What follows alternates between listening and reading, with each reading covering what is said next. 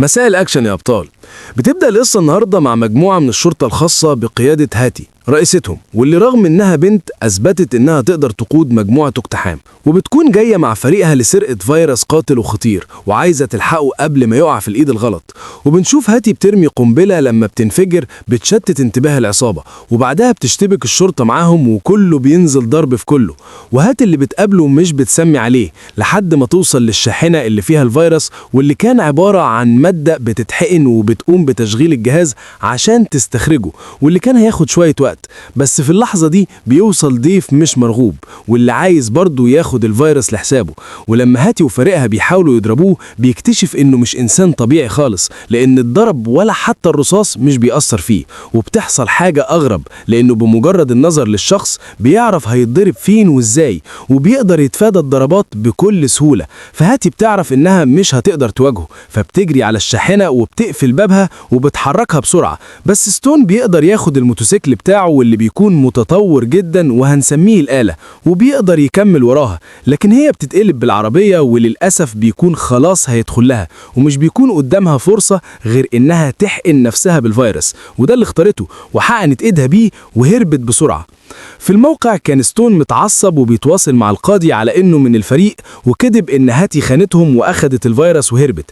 وطبعا قال للفرقة يلاقوا هاتي بأسرع وقت، وبيقول لهم ما يتفهموش معاها لانها تبان كيوت لكنها مفترية وشاطرة جدا.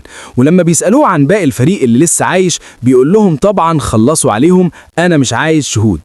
نروح بقى لاتنين مختلفين عن بعض خالص، هما المحقق هوبز اللي بيشتغل جاسوس تبع الحكومة، وشولي بيشتغل محقق برضه. ولكن الحاجة الوحيدة المشتركة منهم إنهم مش بيطيقوا بعض. وبنشوف هوبز مع بنته بيفطروا في مطعم، واللي بتسأله عن صورة شافتها وكانت ليه مع اخواته في وطنه الأصلي، ولكن هوبز ما كانش بيحب يتكلم عنها. في مكان تاني كان شو بيقابل والدته اللي مسجونة من 4 سنين في تهمة ما تهمناش خالص، بس اللي محتاجين تعرفوه إنها مجرمة خطيرة، والعيلة كلها مجرمين إلا شو وأخته هاتي اللي انضموا للشرطة.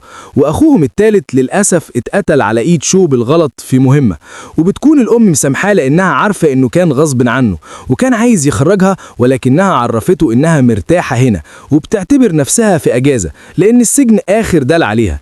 بس بتمد إيدها وبتديله حاجة وبتقوله يرجع أخته تاني لأنها خايفة عليها بعد الأخبار اللي سمعتها. وقتها لما تلاقيهم سوا يمكن تنضم ليهم وتخرج هنا قبل المدة، يعني تهرب من الآخر. نرجع لهوبز وبنته اللي بيوصل عندهم العميل لوك، واللي يبقى صديق قديم لهوبز، واللي بيكون عارف إنه مش جاي في خير خالص. بيعرفوا إن في فيروس خطير اتسرق ولازم الحكومة تسترجعه بسرعة، فبيسألوا ما بعتوش فريق يجيبوا ليه. بيعرفوا إنهم بعتوا بالفعل فريق بقيادة هاتي، ولكنها خانتهم وسرقت الفيروس وقتلت كل الفريق، وده طبعا اللي نشروا عنها ستون. ومطلوب منه إنه يرجع الفيروس بسرعة لأنه خطر جدا. وهوبز بيرفض في الأول، ولكن بيضطر يقبل لما بيعرف إن الفيروس ده لو انتشر ووقع في الإيد الغلط قادر إنه يخلص على كل البشرية حرفيا، وهم من ضمنهم، يعني هو هينقذ العالم المرة دي. فبيقرر هوبز يقبل المهمة، ولكن بيعرفوا إنه هيكون معاه شريك بس ما قالش مين. عند شو هو خارج من السجن بيقابل عميل من الشرطة واللي بيعرفه بنفسه، ولكن شو مش بيفتكره خالص، بس كان عايز يعرفه إنه مطلوب له مهمة كبيرة، وشو رفض من غير ما يعرف تفاصيله. لكن لما وراه صورة أخته خوفه إنه لو حد وصل قبلهم ليها هتموت، ويمكن يكون هو عنده فرصة لإنقاذها. فبيقبل مهمة من سكات وبياخده على مقر الوكالة الاستخباراتية يقابل عدو اللدود. أما هاتي في الوقت ده كانت بتحاول تتصل بوكالتها، واللي بيقولوا لها تسلم نفسها والفيروس لأنها بقت مطلوبة. فعرفت إنها في ورطة وإن وكالتها مصدقة إنها قتلت زمالة وهربت، فقررت تفخخ شقتها بحيث لو حد حاول يقتحمها يموت، وبعدها خرجت. نرجع لهوبز وشو أول ما قابلوا بعض طبعا اتخانقوا، وكل واحد رفض يشتغل مع التاني، وكانوا هيضربوا بعض لولا إن الفريق بره كان بيراقبهم. بس في النهاية كل واحد قرر يشتغل لوحده بطريقته، والشاطر اللي يوصل للفيروس الأول. وأول حاجة هوبز عملها إنه حدد آخر مكان لهاتي وبيقدر يعرف هي فين، وكانت وصلت لفندق وسرقت شنطة لبس. في نفس الوقت كان شو وصل شقتها وعرف إنها طبعا واخدة احتياطاتها لأنه عارف أخته، وأخد باله وبدأ يدور في كل حاجاتها. هي وقتها غيرت لبسها وشكلها ولبست باروكة عشان محدش يعرفها، بس لقت هوبز وراها واللي اتعرف عليها وسألها لو عايزة يخلص الموضوع بالهداوة ولا يستخدم خدم العنف. وهنا هي كانت جاهزة للهجوم عليه أصلا، وأخدت الخوذة وضربته على راسه وبدأت الخناقة. شو ما كانش وقتها لوحده في شقتها، لأن عصابة إيتون اللي شغال ستون تبعها وصلوا لشقة هاتي، وطبعا شو مش هيطلع منها إلا لما يعلمهم الأدب، والضرب اشتغل بينهم هم كمان. بس بالغلط كانت القنبلة هتنفجر، بس شو لحقها على آخر لحظة. في نفس الوقت كانت هاتي تضرب في شو، مش عارف يخلص معاها لأنها سريعة، بس أخيرا قدر يمسكها وعلقها فوق وسيطر عليها. في إيتون بنشوف ستون وهم بيجهزوه بيعيدوا شحنه لأنه تحول لنص آلي، وده سر قوته الغريبة. وبنعرف إن إيتون عايزة الفيروس عشان تقضي على كل الجنس البشري وتحولهم زي ستون كده، عشان اللي يفضل منهم بس يبقى الأقوى. نرجع لوكالة الاستخبارات وبنشوف هوبز وهو بيحقق مع هاتي، واللي كانت رافضة تتكلم وتقول الفيروس فين. ولما هوبز قال لها إنه عارف إن هي مش اللي قتلت فريقها، فبتسأله إيه السبب؟ بيعرفها إن وقت ما كان بيقاتلها كانت عايزة تهرب مش تقتل، وده معناه إنها متورطة في حاجة أكبر منها. وسألها فين الفيروس، لكنها فضلت تعاند في إنه مش معاه وما سرقتهوش وعندها عصابة بس. قام يرد على بنته وقال لزميله يخلي باله منها ولو اتحركت يخلص عليها، بس هي فضلت تعاند في إنه مش هيقدر يعمل لها حاجة لأنه ممنوع أصلا، وخرج يكلم بنته. لكن وقتها هي مسكت زميله وفضلت تضرب فيه بعد ما فكت الكلبشات بالسلسلة اللي معاها. بس هوبز دخل ولحق الراجل، لكن هاتي كانت أخدت سلاح وطبعا هددتهم عشان يخرجوها، وهوبز قال لها على جثتي ورفع سلاحه. وصل شو قال له نزل سلاحك عنها، وهاتي طبعا بتستغرب لما تشوفه. هوبز بيفكرها حبيبته، لكن بيعرفوا إنها أخته وبيسألوها عن الفيروس عشان يساعدوها. بس الاتنين اتخانقوا سوا، فتعصبت هاتي وورتهم إيدها لأن هي الفيروس ولازم تخرجوا بأسرع وقت. بس فجأة بيهجم عليهم ستون وعصابته وبيخطفوا هاتي اللي أغمى عليها، وبيقتلوا كل اللي في الأوضة معاها ما عدا هوبز وشو، اللي استغرب إن ستون لسه عايش لأنه قتله من 3 سنين، لا وراجع وهو أقوى، وده كان لغز بالنسبة له. المهم إن هوبز بينزل وراهم على الأسلاك، وشو بينزل في الأسانسير، وهاتي كانت فاقت وقتها وبتسحب حبل ستون، فبيقف فجأة ولكن بيقع فوق شو. الاتنين بينزلوا على الإزاز تحتهم، وهاتي بتهرب منه لكنه بيجري وراها، فشو بيدخل معاه في قتال، بس الرصاص ما كانش بيأثر فيه، والاتنين بيستخبوا ورا العربيات. وشو بيقول له يا ابني أنا مش قتلك من كام سنة برصاصة في راسه؟ قال له شفت إيه رأيك بقى، رجعت أقوى من الأول. وبيخرج الاتنين يتواجهوا، وستون بيعرفوا إن إيتون أنقذته بعد ما سابه يموت، وهو هيساعدها في مهمتهم القضاء على البشر الضعفاء. بيهرب شو منه، وكان وقتها هوبز بيجري ورا هاتي اللي أخوها بيقول له تركب بسرعة، بس هوبز قال له مش لوحدها وركب معاهم. بيجري وراهم ستون بالآلة بتاعته اللي بتكون مرنة جدا ومطورة، وبيقدر يمشي بيها على الجدران أو حتى يعدي بيها من تحت أتوبيس ماشي. وكانت مهمة شو سوء، أما هوبز بيقتل في العصابة لحد ما أخيرا هربوا منهم، وده عصب ستون اللي عمل فيهم زي هاتي، وبلغ إنهم خارجين عن القانون عشان الشرطة هي كمان تدور معاهم. ولما هاتي وشو وهوبز بيشوفوا الأخبار بيعرفوا إن مؤسسة إيتون متحكمة في الشرطة وهتدمرهم زي ما عملوا مع هاتي. والاتنين بيرجعوا يتخانقوا تاني لحد ما هاتي بتزهق وبتقول لهم إنها هتدور على حد يساعدهم بجد.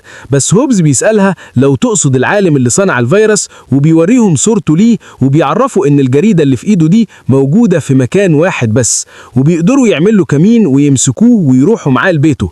وكان بقى ستون بياخد تعليماته من القائد اللي عبارة عن مجيب آلي، وأمره إنه يجند هوبز وشو ليهم لأنهم أقوياء، ورغم اعتراضه فكروا رئيسه مين وأنقذه إزاي، ومهمته ينفذ أوامره. نرجع للشو، كان عايز يعرف ليه العالم صنع فيروس قاتل زي ده، بس بيقول لهم إنه في الأصل كان علاج، بس ستون حوله الفيروس قاتل، وهو هرب بعد ما عرف اللي عمله ستون. بيسأله شو خرج الفيروس إزاي من جسم أخته، بس العالم لما عرف إن الموضوع عدى عليه 30 ساعة بيخاف، لأن بقى يوم واحد بس علشان ينتشر الفيروس في جسمها وتكون هي ناقل الفيروس وينتشر بسببها. وفي حلين يوقفوه، إنهم يخلصوا عليها ويحرقوا جثتها، أو إنهم يستخرجوه منها، بس ده مش موجود غير في مؤسسة إيدون تحت الأرض وفي مكان مجهول، ويبقى الحل الأول متاح ليهم.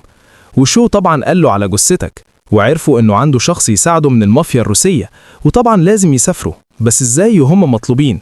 شو بيتولى المسؤولية وبيزور لهم هويات، بس لما بييجوا يعدوا من المطار هوبز بيوقفوه لأن شو عمل فيه كده. وهاتي كانت متضايقة من خال إن هوبز كان هيساعدهم لأن دي مهمة صعبة، بس هو مقتنع إن شو هيعطلهم. بس الاتنين بيتفاجئوا بيه داخل الطيارة، وعدى بطريقة ما وبيقول لشو إنه مش هينسى الموقف ده ليه أبدا.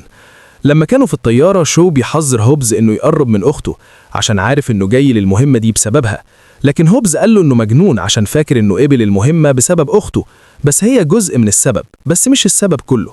بيمسكوا في خناقة طواني لحد ما واحد من الركاب بيتعصب عليهم عشان مش عارف ينام بسببهم، وهو بيقول لهم يسكتوا شوية، وبيحاول يصلح بينهم وبيعرفهم إنه من الجيش يعني جندي زيهم، والضغوط اللي عليهم كبيرة فلازم يتلموا شوية، وهو بيقول لهم إنه يقدر يساعدهم في مهمتهم لو احتاجوا لأي طيارة.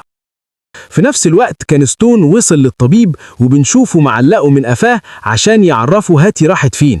بيقول لهم مش عارف ومش ناوي انه يساعدهم في استخراج الفيروس ويكون من قاتل البشرية، بس مع التهديد بيوافق عادي. شو فريقه وصلوا لماري اللي هتساعدهم واللي طالع بينهم حب قديم، وعرفوها كل اللي لازمهم، وهي سلمتهم سلاح ودروع واقية وكمان كاميرات بتوضح اللي ورا الحيطان. باقي حاجة واحدة بس، ازاي يوصلوا لمكان الآلة.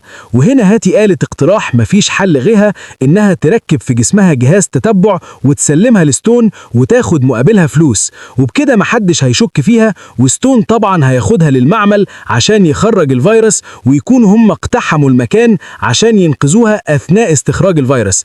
فعلا بينفذوا الخطة. ماري بتقابل ستون وبتسلمه هاتي وبيسألها سبب تسليمها ليه، فبتعرفه انها عايزة فلوس وده شغلها. بياخدها وبيسافر لمقر المؤسسة. وقتها كان هوبز وشو بطيارة قرب المؤسسة وهو بيسيبوها عشان ينزلوا بالباراشوتات. بنشوف ستون وهو بيسلم هاتي للمعمل، وبتتفاجئ ان العالم هناك واللي بيتأسف ليها لانه جاه غصب عنه، وبيطمنها انه مش هيطول. نرجع لهوبز وشو اللي دخلوا المؤسسة، وكل واحد منهم اختار باب يدخل منه، ولكن باب شو كان مليان بالشباب، اما هوبز ما كانش معاه غير شاب ضخم واللي بضربة واحدة منه وقعه. وفضل مستني شو لحد ما يخلص، واخيرا قدر يخلص عليه. وجرب شو كل واحد عشان يدخل لحد ما اخيرا الباب فتح، بس كانت المفاجأة لما ستون مستنيه وكان شايف كل اللي بيعملوه. في المعمل هاتي استخدمت سلسلتها للمليون مرة وفكت الكلبشات واخدت الجهاز وهربت مع العالم. في نفس الوقت كان ستون رابط هوبز وشو بيكهربهم عشان يجبرهم ينضموا ليه، وكانت هاتي هتهرب، لكن لما سمعت صوتهم بيتعذبوا قالت لنفسها هو مين جاي ينقذ مين، وراحت متخفية بين الرجالة وسحبت سلاح وهددت ستون عشان يسيبهم، لكنه عرفها ان السلاح مش بيشتغل بالطريقة اللي تعرفها، وفعلا بيشتغل ببصمة كل جندي. بس العالم جاب رشاش النار وهاجم بيه عليهم، وده ادى فرصة لهوبز وشو يهربوا. وطبعا بدأت الخناقة بينهم من جديد، وسرق هوبز عربية ضخمة، وهات ركبوا مع شو في عربية تانية وبدأوا يطاردوا بعض بره المؤسسة، وضرب نار وتكسير وناس بتطير وأكشن عالي. ولما شو لقى نفسه مضطر يسيب العربية سأل أخته لو بتثق فيه، بتقول له طبعا، فبيرميها لهوبز اللي بيسحبها جوه عربيته، وبعدها بينط هو كمان للعربية وبيسيب عربيته تنفجر. وسلم هوبز القيادة لهاتي وطلع هو وشو عشان يخلصوا مع ستون اللي محدش عارف يخلص معاه ده. وبعد ضرب وطحن وعجن نص العربية من ورا بيقع فوقها مبنى كبير، وبياخد معاه ستون اللي بيفضل عايش بالمناسبة، وده ادى فرصة تالتة لشو اللي معاه يهربوا. وللأسف كان الجهاز جزء منه اتكسر ومحتاج تصليح وده صعب، فهاتي طلبت منهم يخلصوا عليه لأن الوقت قرب يخلص منها. بس هوبز عرفهم انهم في وطنه الأصلي هيقدروا يساعدوهم ويسافروا لهناك، لأن أخو هوبز أشطر ميكانيك عرفته البشرية وهيعرف يصلح الجهاز أول ما وصل للبيت. كان خاف خبط على الباب، بس أخيرا خبط وفتح له أخوه جون اللي اتعصب لما شافه وقال له إنه هرب وسابهم من 20 سنة وبسببه الشرطة جات لهم هنا، وإنه خاين لعيلته وبيضربوا بوكس بينزلوا السلالم زاحف. بس الأم بتفضل خناقة بشبشبها المشهور وبتقول له إنه هوبز لسه الكبير وواجب عليه يساعده، وإلا الشبشب اللي هيتكلم بعد كده. بيعرفهم هوبز اللي هيعملوه مش إنقاذ ليه، إنما إنقاذ للبشرية كلها، عشان الفيروس ده لما ينتشر محدش هيفضل عايش على الأرض. وبيطلب من أخوه يصلح الجهاز بسرعة لحد ما هم يعملوا خطة لمواجهة ستون وفريقه، لأنهم أكيد جايين. وفعلا كان ستون بيجدد قوته، والمدير بيقول له خلص على هوبز وشو ورجع الفيروس في أسرع وقت. نرجع للمدينة، وجون بياخد أخوه لورشتهم بعد ما طوروها وفرجوا على التطور اللي قدر يوصل له العيلة ليه بعد اللي عملوه فيهم، لأن هوبز بالمختصر كان باباه مجرم وعلمهم الإجرام اللي بقى خطر على العيلة، عشان كده سلموا مقابل إن إخواته يعيشوا بسلام وهرب بعدها. المهم إنهم بيلاقوا الأم اتخلصت من كل الأسلحة الآلية ومش بقى غير الأسلحة البدائية اللي نعرفها، وعلى هوبز والمدينة كلها يمشوا حالهم بيها قدام قوة وتطور ستون. بس عرفوا من أخوه الأصغر إنه يقدر يعطل الآلات كلها لمدة 6 دقايق، ودول كافيين إنهم يخلصوا على أكتر من نص الجنود.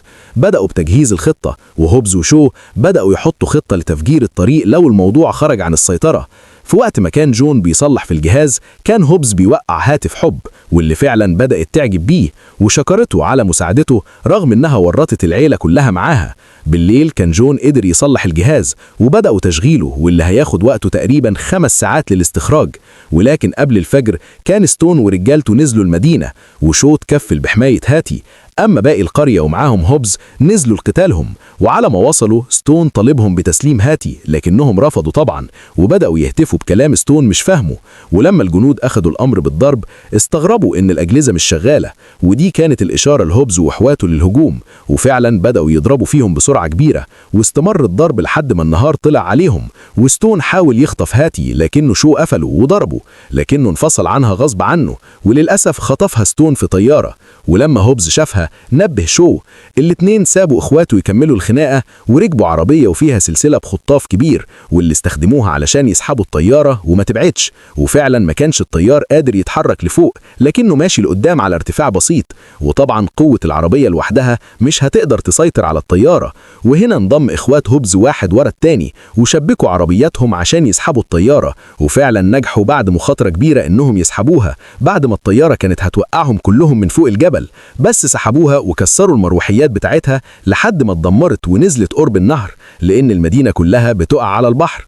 وهناك بقى بدأت الخناقة بين هوبز وشو وستون، اللي كان بيقرأ كل حركتهم ومحدش عارف يلمسه. فقرر هوبز وشو اتفقوا تاني مرة وقالوا لبعض إن واحد منهم ينضرب والتاني يضرب، وفعلا كانت الخطة ناجحة. هوبز ينضرب وشو يضرب لحد ما يسيطروا عليه، وتقريبا جهاز الاستشعار عنده باظ. وللأسف كانت دي نهاية ستون، لأن المؤسسة قررت توقف نظامه، وفورا كان واقع كأنه مات ووقع في النهر. وأخيرا خلص الاستخراج للفيروس، واللي هيسلموه بعدين للحكومة ويبرئوا اسمهم. وكمان هوبز اتصالح مع عيلته وعرف بنته عليهم وفرحوا بيها جدا. أما شو وهاتي راحوا يزوروا مامتهم اللي قررت تهرب عشان تعيش معاهم.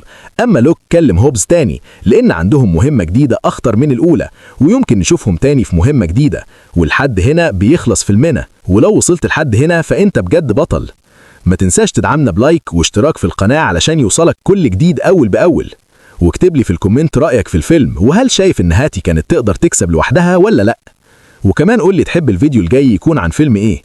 سلام يا أبطال.